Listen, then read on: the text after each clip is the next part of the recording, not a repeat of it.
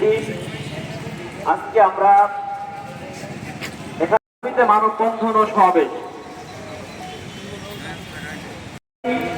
ফ্যাসিবাদ বিরোধী সকল সাংবাদিক বন্ধুগণ, আসসালামু আলাইকুম ওয়া রাহমাতুল্লাহ। ইতিপূর্বে আমরা আরো 2 দিন কর্মসূচি আকাঙ্ক্ষা বাস্তবায়নের জন্য আমরা যারা বাংলাদেশ ইসলামী ছাত্র শিবিরের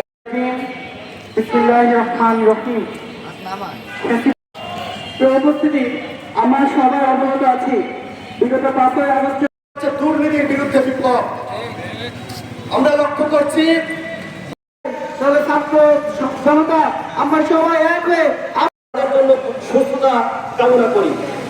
সংগ্রামী উপস্থিতি, এবং একটা দল তাই দুর্নীতিগ্রস্ত সরকারি কর্মকর্তাদের সহযোগিতা, এটা নতুন বাংলাদেশ। এই বাংলাদেশে দুর্নীতির বিরুদ্ধে ছাত্র ঐক্য আন্দোলন চলছে। তারা মনে করছে অতীতে 17 বছর একটা দলের দাবিদারি। আমরা চিন্তা করেছিলাম সরকারি কর্মকর্তা কর্মচারীদের যে মনোভাব হয়তো